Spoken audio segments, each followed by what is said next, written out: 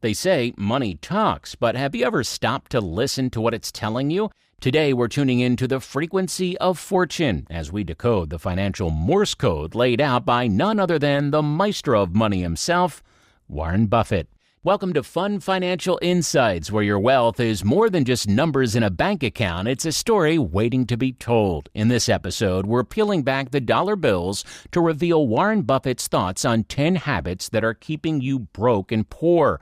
So, if you're ready to turn the page from pennies to prosperity, you're in the right place. Warren Buffett, the sage of savings, the guru of gains, has built an empire not just on savvy investments, but on rock-solid personal finance habits that have stood the test of time. So grab a seat and a cup of something warm. It's time to cozy up with the wisdom of Warren Buffett and transform your financial future. All right, so let's get started. Today's episode is a deep dive into the first habit that's keeping you broke and poor. Not investing in yourself. Warren Buffett, the investment titan, once said, invest in as much of yourself as you can. You are your own biggest asset by far. Bad habit number 1, not investing in yourself. Historically, Americans have spent a mere fraction of their income on personal development. In the 1970s, less than 2% of income went towards education and self-improvement. Fast forward to today, and while that number has increased, it's still not where it should be. The average person spends more on dining out than they do on their own growth. But what does investing in yourself really mean anyway? Well, it's about spending time, money, and resources on your personal growth and education. It's about building skills that increase your value in the marketplace, and the return on investment? Well, that's staggering. Studies show that lifelong learning can lead to an increase in lifetime earnings by up to $600,000. Investing in yourself isn't a luxury. It's a necessity. Whether it's learning a new skill, improving your health, or expanding your knowledge, the investment you can make in yourself pays the best interest. Remember, you are the CEO of your own life, and the best companies invest heavily in R&D.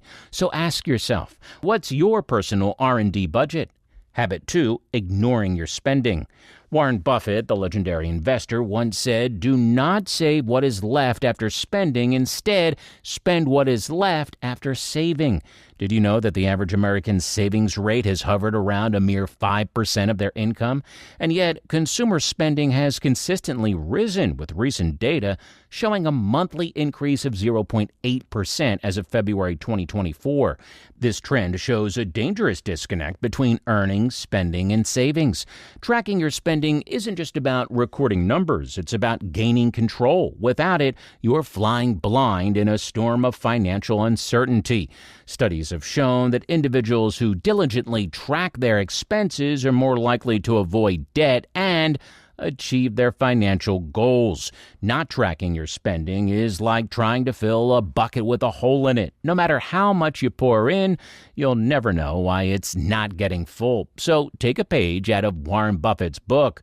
Start tracking your spending today and turn your financial drips into a deluge of savings. On to bad habit number 3, no emergency savings.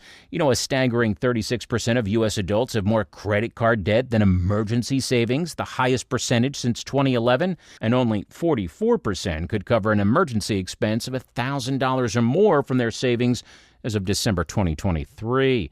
This is not just alarming, it's a siren call for immediate action. Building an emergency fund may seem daunting, but it's about starting small and being consistent. Even setting aside $20 a week can add up over time. Remember, it's not about if an emergency will happen, but when. So start building that buffer now and turn potential disasters into mere inconveniences.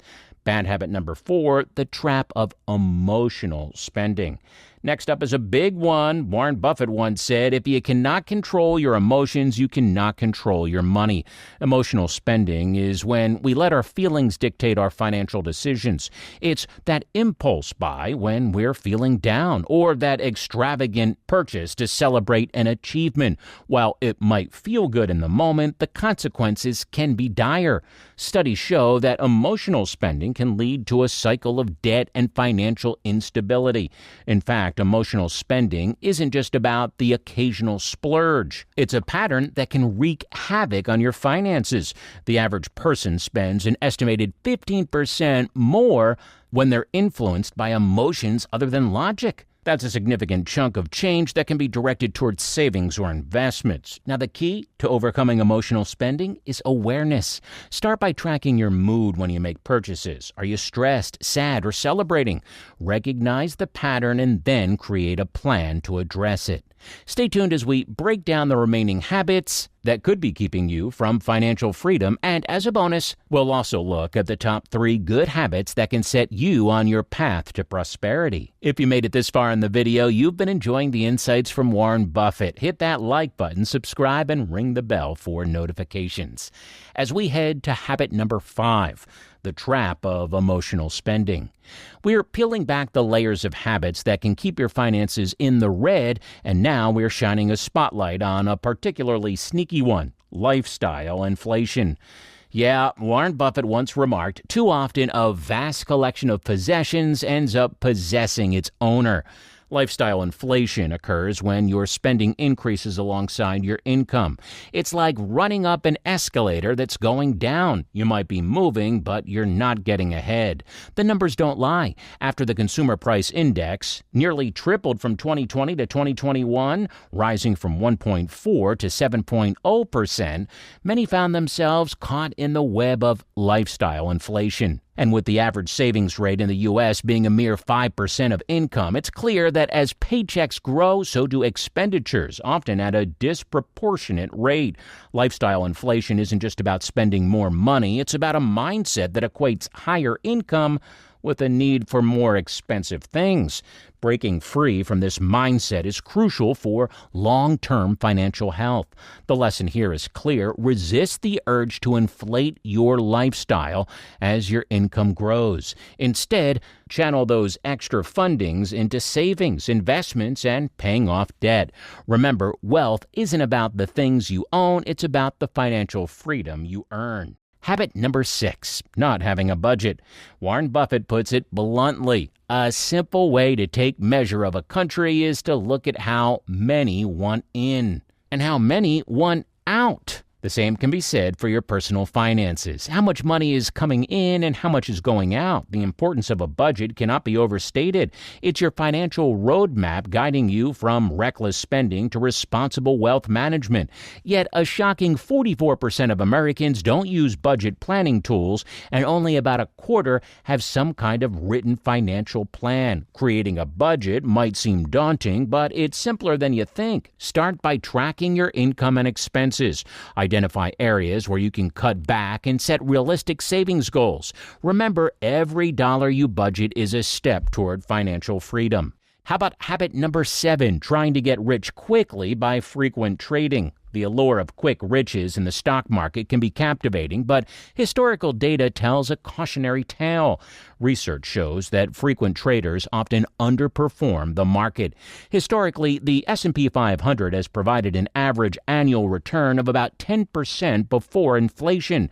However, this return is not from active trading, but from the growth of companies over time. Frequent trading, on the other hand, often results in missed opportunities and unnecessary transaction costs. The quest for quick riches through frequent trading is like chasing a mirage. Instead, focus on building a diversified portfolio and investing for the long term.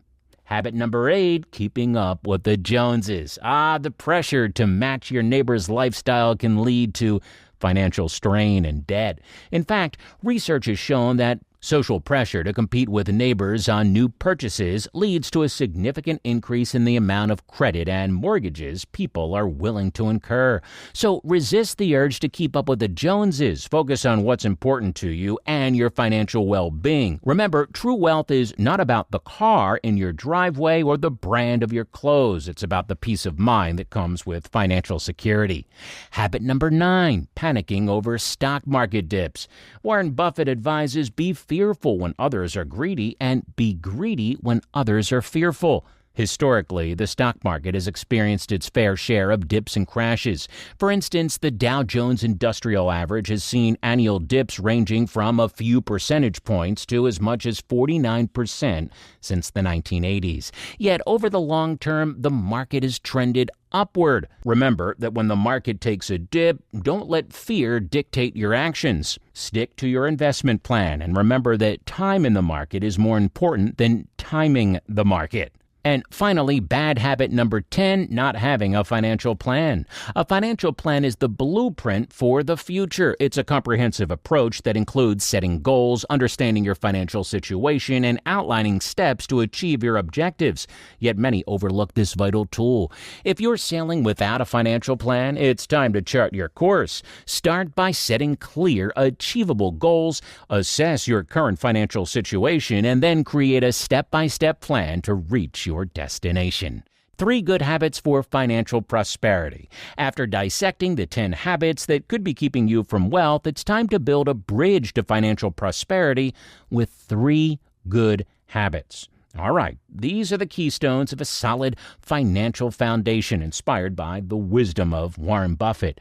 Good habit number 1, regularly review and update your financial plan. Just as a captain needs to adjust the sails to reach the destination, you need to regularly review and update your financial plan. This habit ensures you're on the right track to meet your goals and can adapt to life's changes. Good habit number 2, set meaningful financial goals. Goals are the compass that guides your financial ship. Make them SMART, S-M-A-R-T, specific, measurable, achievable, relevant, and time-bound. For example, instead of saying, I want to save money, set a goal to save $10,000 for a down payment on a home in 2 years. This clarity propels you forward and makes your objectives attainable. Good habit number 3, live within your means. This might sound simple, but it's profound. Living within your means is the bedrock of financial stability. It's not about deprivation, it's about making conscious choices that align with your financial reality and goals. By doing so, you avoid debt, build savings, and create a cushion for the unexpected. Hey, as we bring this episode to a close, let's take a moment to reflect on the financial wisdom we've shared today. From the pitfalls of not investing in yourself to the importance of setting meaningful financial goals, we've covered a lot of ground. To get all the newest tips regarding investments and fun financial insights, subscribe and turn on the notification bell to be notified immediately we upload a new video. Hey, don't forget to hit that like button as well as share this video with friends and family members. Remember, the journey to financial prosperity isn't about avoiding every pothole. It's about learning to navigate the road of personal finance with savviness and resilience. We've explored the habits that can hold you back and the good practices that can propel you forward.